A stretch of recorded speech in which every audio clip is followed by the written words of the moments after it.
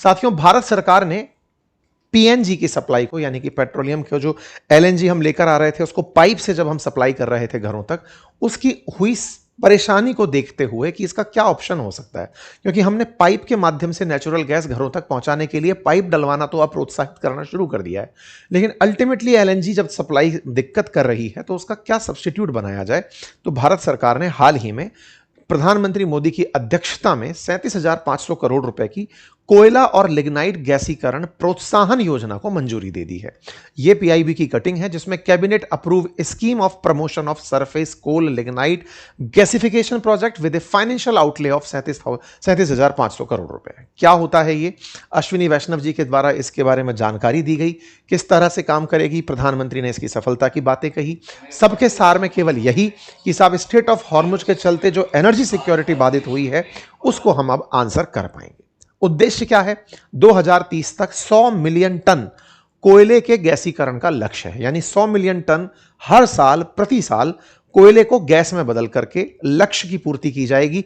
ऊर्जा सुरक्षा को मजबूत किया जाएगा, विदेशों पर निर्भरता को कम किया जाएगा। इस उद्देश्य से सरकार ने इस काम को लागू करने का प्रयास किया है। साथ में इस परियोजना के अंदर कोयला की सप्लाई जो है कोयले की सप्लाई को 30 साल तक निर्बाध रूप से करने का भी लक्ष्य दिया है कि जिसने आज धंधा शुरू कर दिया 30 साल तक उसे कोयला मिलता रहेगा, कोई पर्यावरण वगैरह बीच में आकर के नहीं अटकाएगा। कुल मिलाकर के जब कोयला सप्लाई मिलना शुरू हो जाएगा तो जो इंडस्ट्रीज इस काम में आना चाहती हैं उन्हें निर्बाध रूप से कोयला मिलेगा। बेसिक सा सवाल है, कोयले से गैस कैसे बनेगी? नंबर 1। वो और गैसों से अलग कैसे होगी? नंबर 2।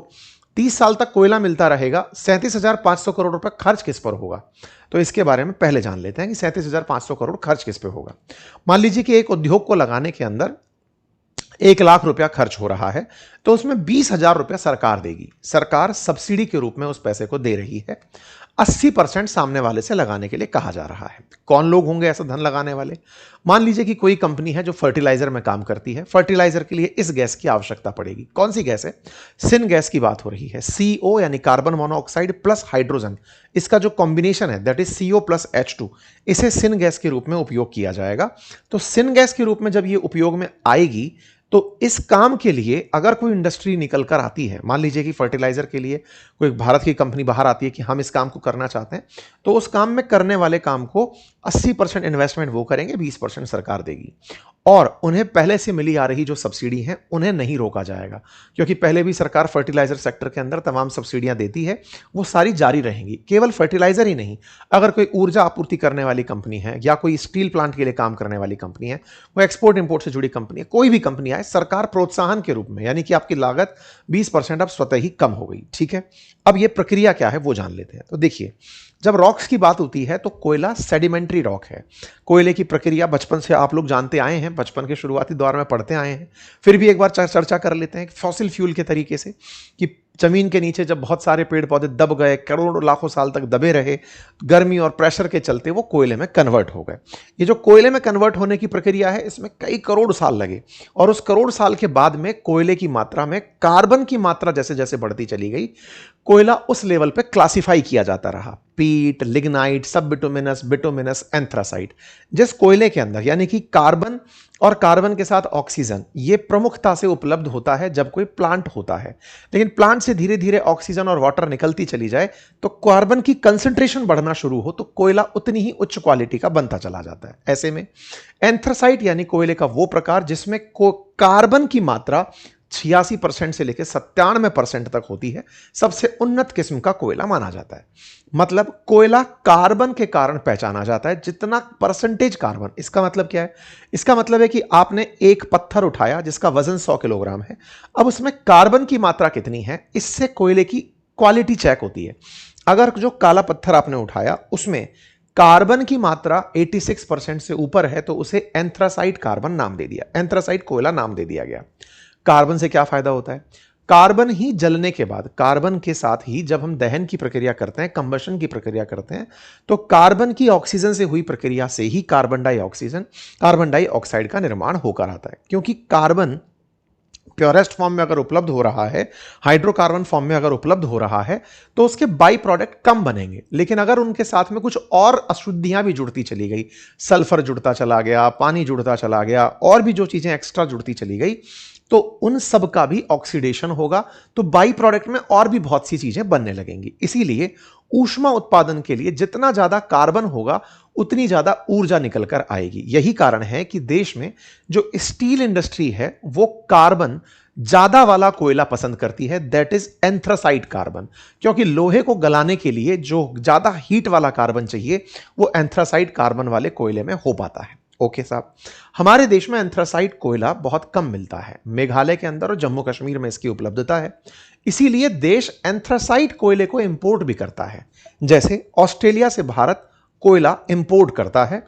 ऑस्ट्रेलिया में माइंस जो हैं वो अडानी ने इसी कारण से परचेज की थी कि वहां का कोयला वो बेच करके दोनों तरफ से, यहां पर पोर्ट हैं और वहां पर कोयले की माइंस हैं, तो पैसा बनाएगा। ये पुराना मामला हो चुका है जिसका ऑस्ट्रेलिया में बहुत विरोध भी हुआ था, इसकी चर्चा हमने पहले भी की है। तो ये तो हुआ एंथ्रासाइट का मामला। भारत में जो कोयला सबसे ज्यादा मिलता है वो बिटुमिनस कोयला है। बिटुमिनस कोयले के अंदर जो कार्बन की मात्रा है वो 45% से 80% के बीच में कहीं भी हो सकती है। भारत में जो बिटुमिनस कोयला है और इससे पहले वाला लिग्नाइट कोयला है। लिग्नाइट कोयला जिसके अंदर कोयले की मात्रा 35% तक है, 25 से 35%। इस कोयले से कार्बन मोनोऑक्साइड प्लस हाइड्रोजन पैदा करने की प्लानिंग है। हमारे यहां जो बिजली उत्पादन भी होता है वो भी बिटुमिनस और लिग्नाइट से ही होता है। इन दोनों से ही बिजली का उत्पादन किया जाता है। बिजली का उत्पादन कैसे होता है? कार्बन को बर्न, कोयले को जलाया जा रहा है और जलाकर के जो हीट निकल रही है उससे वाटर वेपर तैयार की जा रही है। वाटर वेपर पानी को जला के, पानी को उबाल के, और उससे टरबाइन घुमाकर बिजली का उत्पादन होता है। भारत के अंदर जो कोयले का भंडार है वो 400 अरब टन के अराउंड माना जाता है और भारत दुनिया में दूसरा कोयला उत्पादक है। पहले नंबर पर चाइना का नंबर आता है। दुनिया में जितना भी कोयला फिलहाल यूज हो रहा है उस कोयले का 51% जो उपभोग है, यानी कि मान लीजिए 100 किलो कोयला धरती से निकलता है तो 51 किलो अकेला चाइना निकालता है।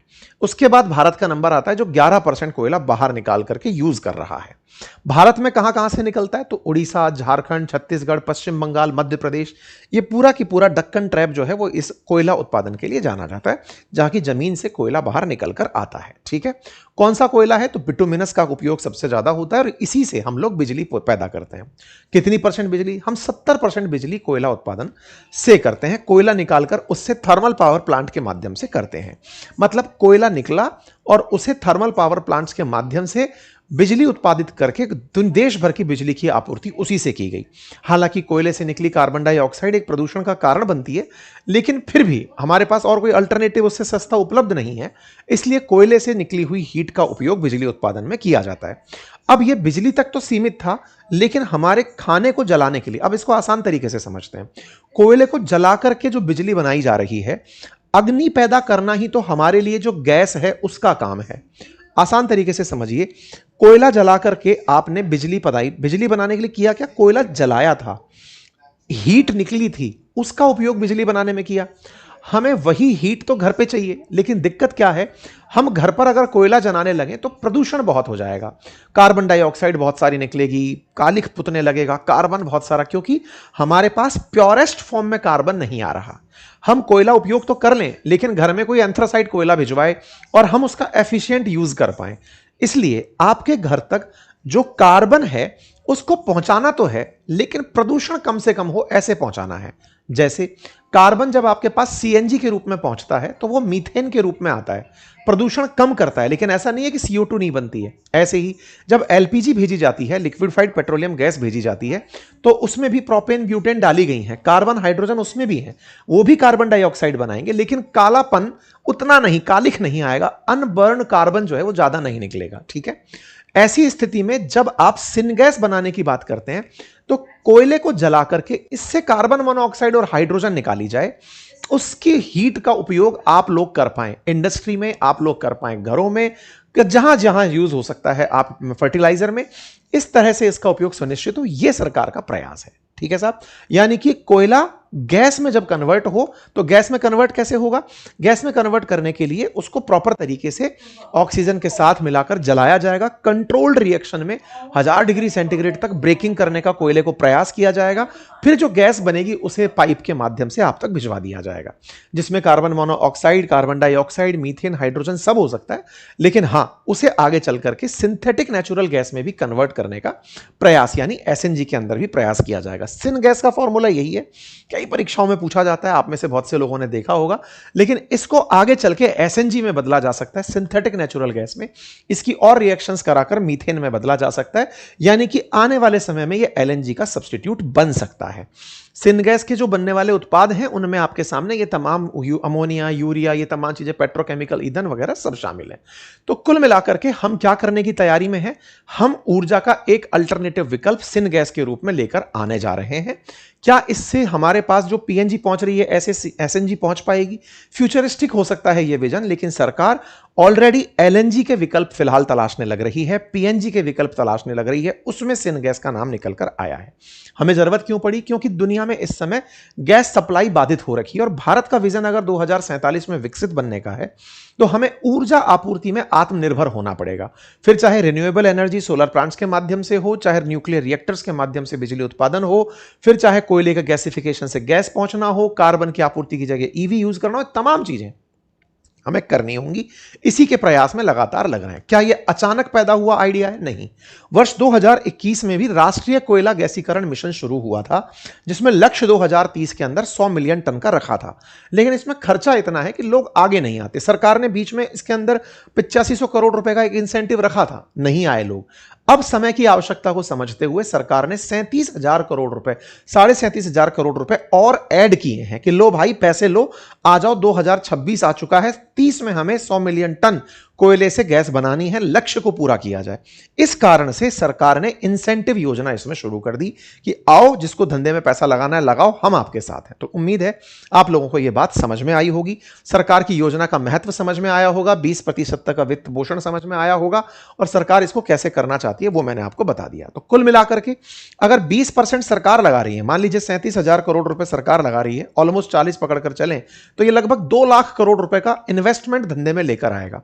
2 लाख करोड़ तक का इन्वेस्टमेंट आया तो ऐसे में रोजगार पैदा होंगे। सरकार का लक्ष्य है कि इससे लगभग 50,000 नए रोजगार सृजित होंगे, रोजगार मिलेंगे, देश की आत्मनिर्भरता बनेगी। सरकार के प्रयास से देश के अंदर ऊर्जा के अंदर आत्मनिर्भरता का ऑल्टरनेटिव बनकर आएगा। ठीक है, क्या दुनिया में और कोई देश ऐसा करता है? बहुत सारे देश ऐसा करते हैं, कोई चाइना करता है, जापान करता है, तमाम देश इस तरह से ही उपयोग में लेकर आ रहे हैं। ठीक है साहब, उम्मीद है कि आप सभी साथियों को यह जानकारी समझ आई हो। जानकारी समझ आई हो तो साथियों से साझा करें। कोई भी दिमाग में दुविधा है तो कमेंट में साझा करें, उसके साथ चर्चा कर ली जाएगी।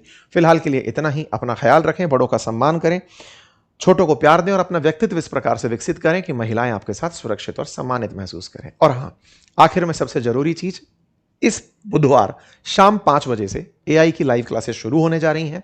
ज्वाइन करने के लिए लिंक कमेंट बॉक्स में दिया गया है, जाइए ज्वाइन करिए, समर कूपन कोड का इस्तेमाल करिए और 33% डिस्काउंट पूरे 1 साल की वैलिडिटी के साथ ज्वाइन कर लीजिए। धन्यवाद।